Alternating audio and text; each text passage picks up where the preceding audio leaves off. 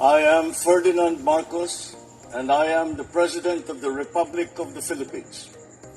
I stand today on behalf of 110 million Filipinos. Hi everyone, hello universe, it's me again. Shout out sa inyo mga bes. So anyway, meron tayong upload videos updates ngayon gabi na. Today is September 21, 2025. Ay po ang rally ng ating mga kababayan na kung saan panawagan nila sa Pangulo na ikulong yung korap, no? So itong mga nagrarally sa Luneta, ito po yung mga nagrarally na talagang peaceful rally nga, no? Panawagan lang para sa sa malalang korupsyon na ito po ay dekada na nangyayari. Ngayon lang po natuklasan sa pamumuno ni Pangulong Marcos Jr. na kung hindi siya, hindi mabubunyag, di ba? Alam po natin lahat 'yan. Kung hindi po nagsalita ang Pangulo, hindi mo makikita itong rally na ito. So, ang rally nila, labanan ng korupsyon at ipakulong yung may sala. So, sa rally nila sa Luneta, yan yung rally na talagang lahat po ng sambayan ng Pilipino nandyan, no? Ito correct natin sa ating mga kababayan, hindi po lahat yan ay dilaw. Lahat yan para yan sa, kumbaga, halo-halo na yan Ngayon, mga kababayan, sa kabilang kalye naman, ika nga dyan sa liwasan, yun na po ang rally ng DDS. Iba naman doon. Ngayon, itong sigaw nila na ito, anong oras na ba ngayon? Di ba? Alas 7 na ba? Ang sigaw nila dito is to impeach Sara Duterte. Siyempre, sa paningin nila, isa rin corrupt. Dahil nga gawa doon sa impeachment na kumbaga, ano ba yon? Kumbaga, hindi na ituloy. Dahil nga dito sa paray dile-dile. At hindi talaga natuloy. Dahil kagagawa ng Duterte Black dyan sa Senado. So, pakinggan nyo ang kanilang mga sigaw, guys.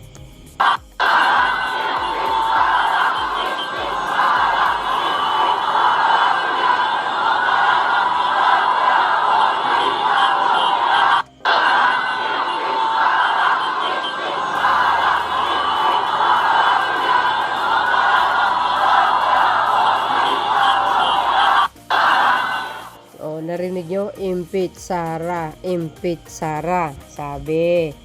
Kasi gising na ang mga kababayan natin at nakikita nila kung ano po ang pinagagawa ni Sara Duterte. Tapos ito pa ha.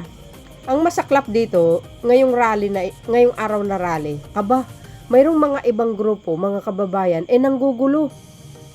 Sinasabotahe yung rally diyan sa Luneta. No, wala naman tayong sinasabi kung sino man ang nanggugulo, pero ako malakas kasi ang pakiramdam ko, palagay ko mga bayaran ng mga yan para manggulo. Oo, may mga pulis nga nasusugatan mga beses no? Tsaka mga mga kaibang kababayan natin na dadamay, pati yung isang News 5 anchor kinuyog. Biro mo yun? Hindi po yan yung mga taong nagrarally dyan sa Luneta. Hindi po sila yun. Yung sa kabilang grupo, for sure may grupo na ganyan. Nakamask pa sila. Sinunog pa nila yung barrier doon. Grabe. Napaka-toxic nila talaga. Palagi ko, binayaran ng mga yan para manggulo. No?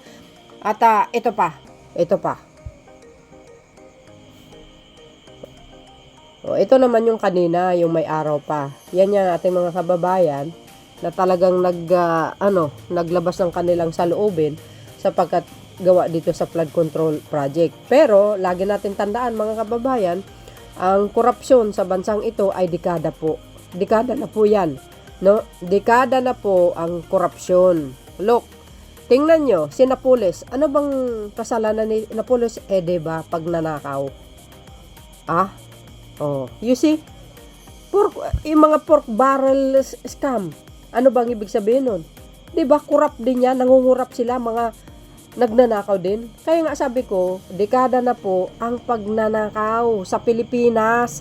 Pero wala man lang na may tangka na labanan ito or sugpuin ito. Wala Kaya nga, si PBBM lang ang may lakas loob, mga kababayan, lumalaban sa korupsyon at ito ay ipapakulong niya talaga soon as possible, no? Kung nakikita nyo sa mga news, order po ng Court of Appeal, i-freeze ang mga bank account, yung mga sangkot sa flood control project, including ang Diskaya at saka Wawaw at saka Sims, Alcantara at saka Bryce, nakahold na yung mga account nila, mga sa bangko. Biro nyo yun. Ito, si Secretary Dizon, sinampahan na ng kaso itong mga contractors na ito. Yan bang walang ginawa ang Pangulo na hakbang? Of course, mayroon. Sabi niya, ibabalik yung pera ng taong bayan. At yung mga unfinished flood control, dapat ituloy nila. Gamitin nila yung pera nila. You see, ganun ka hands-on ang Pangulo. Nakikita natin ang mga nagrarally na ito. Bakit nga ba may nagrarally ngayon? Dahil po sa Pangulo, siya mismo ang nagsiwalat sa social media, public, buong mundo. Ganun sa katapang. Wala pong nakakagawa niyan. Mismo sa sariling administration, guys. Talagang pinaimbestigahan niya. Biro nyo yun? Ito pa. Ayan. May mga celebrities na nakikita natin. Siyempre, mga artista tulad ni Vice Ganda, ang hamon niya nga sa Pangulo, no? Sabi niya nga, nanawagan siya sa Pangulong Marcos Jr. na ikulong ang mga korap. Pero mayroon isa na hindi ko gusto sa sinabi niya, na para magkaroon ng ligasiya ang kanyang pangalan. Alam nyo, sabi ko nga, alam mo, Vice Ganda, ang Pangulo, ginagawa niya po yung kanyang katungkulan bilang Pangulo. Kaya nga ibinunyag niya yan, isiniwalat niya. Dahil doon din naman ang punta niyan, ipapakulong niya. Pero, lagi natin tandaan, mayroon po tayo batas na sinusunod. Due process po, no? Hindi po tulad ni dating Pangulong Digong. Pag nagkamali, sabi ni Jose Castro, hindi po katulad noon, pag nagkamali, patay ka agad. No, hindi ganun si Pangulong Marcos Jr. Remember, ang Pangulo kahit hindi abogado yan, nag-aaral po ng batas. Isa pa, ang daming mga abogado nakapaligid, yung misis niya, abogado. Yung ES niya, dating Chief Justice. Alam niya kung anong tama't mali, kaya wag kayong wag kayong masyadong atat na ipakulong. Doon din ang punta. Relax lang kayo. Ang Pangulo gumagawa ng paraan. Siyan po ang ating mga kasamahan, mga kababayan natin. Ibalik nyo ang pera ng taong bayan. You see? Ayan, si Vice. Ayan pa, mga artista yan. Ayan sila. Simpatya din, sa panawagan ng publiko. 'Di ba sabi ng Pangulo, mga kababayan, tulungan niyo ako para magiging successful ang kanyang pamumuno. Ito na nga ngayon at inilabas niya sa publiko itong mga nangungurakot tapos tinutulog sa apo ng iba. Grabe kayo. Ito pa sino ba ito? Si Renato Reyes. Dahil sa mga pasaway na ibang rallyista, nambato sila, mga kababayan. Kaya ang sinabi po dito ay Renato Reyes isinugod sa ospital matapos tamaan ng bato sa rally. Baka ang nangyari dito, mga kababayan, is baka punterya siya na batuhin. Tingnan nyo. Sila, nagrarally sila. Ay para sa kapayapaan at ika nga na nagrarally sila, mga kababayan, kasi dahil nga dun sa panawagan nila na panagutin ng mga korap. Hindi po nagrarally mga yan para tawag dito manggulo. Alam natin ito, makakaliwa ito no? So, ewan ko dito sa ating mga ibang kababayan kung anong bang intensyon nila, bakit nanggugulo. Ito pa. So, kung nakikita nyo dito, mga kababayan, sila po ang hinuli kanina. Hinuli po sila dahil isa sila sa mga nagsusunog at nambabato. Ang lalaki ng mga tipak ng bato Pero palagay ko sa aking kapalagayan, ito po ay mga mga bayaran. Totoo yun, bayaran. Ngayon, mayroong isang madre na nagpunta sa liwasan, mga kababayan. Ito po ang nangyari. Kinuyog ng mga DDS. Bakit? Alam nyo kung anong sinabi niya? Ito. No, basahin po natin ha. Oh. Yan, mga DDS po yan. Kanina sa Liwasang Bonifacio. Alam niyo naman ang placard nila, Marcos resign. Tingnan nyo Tingnan nyo ginawa nila sa Madre. Tingnan nyo Lalo na yung nakasombrero ito itong nakasombrero Hindi lang nahihiya. DDS yan, mga yan. Diyan sa Liwasan. Tingnan mo, pinagtutulak-tulak si Madam. Tingnan mo, pinagsisigaw-sigawan pa. Tingnan mo, ganyan katuksik ang mga DDS. Hindi nila nirerespeto. Hindi nila nirerespeto itong Madre, mga kababayan. Nagpunta siya dyan mag-isa. Bakit kamo? Ano ang ginawa niya dyan? Siguro nakiusap siya sa isang bagay. No? Ito, sabi niya dito, sabi ng 1PH. Sabi ng 1PH, mga kababayan. Inaway ng mga rallyista sa Liwasang Bonifacio ang isang Madre matapos magsalita ukol sa maayos na pamumuno ni Pangulong Bongbong Marcos. Anila dapat pinapaalis ang mga hindi kikitil sa isyu ng korupsyon. You see? Isang Madre yan tingnan nyo alam natin ang mga Madre na ito, guys may pagka-antay Marcos ito since pa nung panahon ng kanyang ama. Pero tingnan nyo naman ngayon nakikita kasi nila ang pamumuno ng Pangulo, mga kababayan, na magaling talaga sa mamuno. As in, magaling talaga sa mamuno. Kitang-kita naman natin yan di ba? Tapos itong mga DDS, kung makapagsalita, BBM resign, for what? Sino ang ipapalit nyo? Yung mga yung corrupt. Number 1 corrupt. At saka yung mamatay tao, ganun ba yun? Hindi pwede. Kasi hindi talaga i-allowed ng Lord yan. Ito pa. Yan si Ugi Diaz. Alam natin, showbiz yan. Si Akla. Ngayon, may panawagan po siya, mga kababayan. Sabi ko naman sa inyo, ang Pangulong Marcos Jr., hindi po lang tayo nakakakita. Siyempre, itong mga artista na ito, nakikita din nila kung paano naman talaga ka-hands-on ng Pangulo na tumulong sa kapwa Pilipino, mga kababayan. Di ba?